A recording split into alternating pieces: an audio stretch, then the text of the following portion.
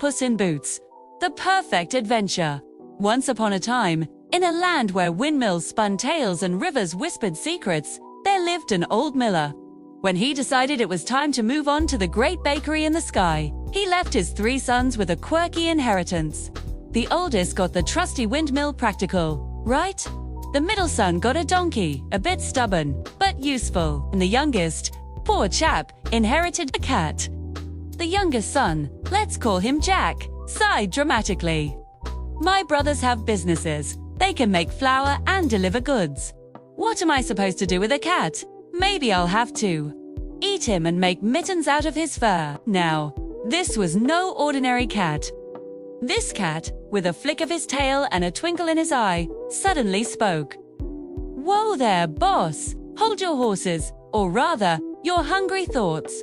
Just get me some snazzy boots and a snazzy bag, and you'll see, your inheritance isn't so municipal after all. Jack, whose jaw had practically hit the floor, thought, a talking cat. Well, this day just got interesting.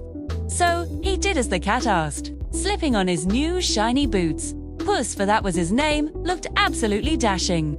He strutted off, bag in paw, heading straight for the rabbit-filled woods. He sprinkled some tasty treats into his bag and then flopped down, playing dead like a pro. V4. You could say Whiskers. A curious little bunny hopped right into the bag for a snack. Snap!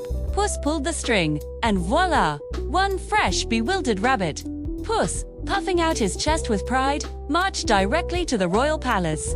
He bowed with a flourish that would make a Shakespearean actor blush. Your Majesty, he purred, this humble offering is from my magnificent master, the Marquis of Carabas. The king, quite impressed by this well-dressed talking feline, ordered Puss to be rewarded.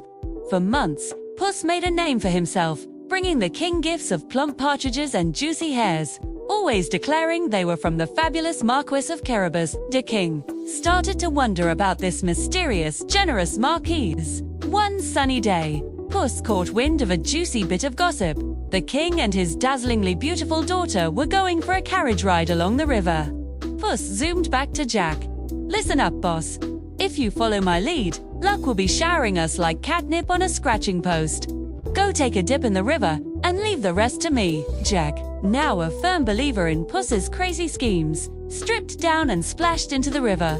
As the king's carriage rolled by, Puss sprang into action, wailing like a siren. Help! Help! The Marquis of Carabas is drowning.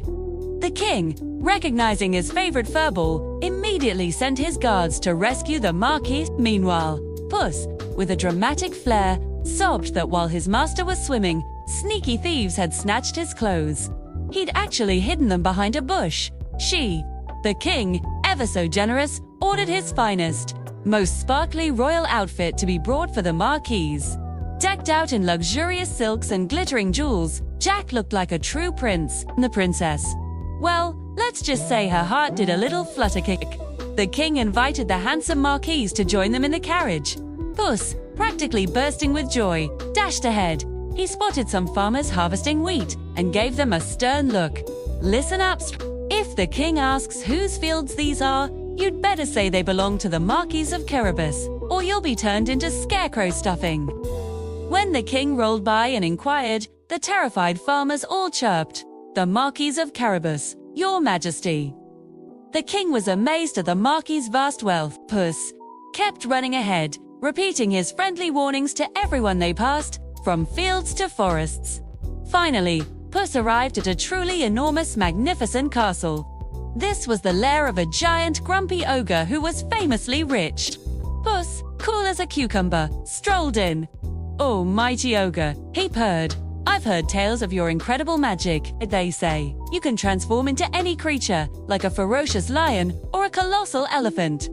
The ogre, puffing out his chest, roared HMPH, easy peasy, and POOF. Transformed into a gigantic, terrifying lion, making Puss jump a mile. When the ogre changed back, Puss, ever the trickster, smirked, turning into something huge is child's play.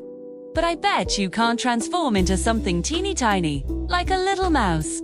The ogre, whose pride was bigger than his castle, scoffed, "Oh really, roar," and squish.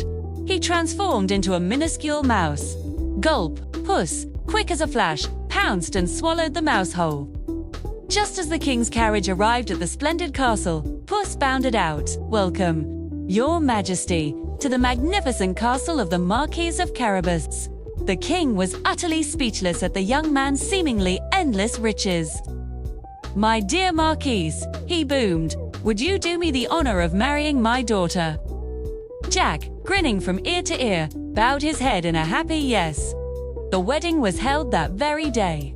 Jack became a prince, and Puss in Boots, after his incredible adventures, became a highly respected lord of the land.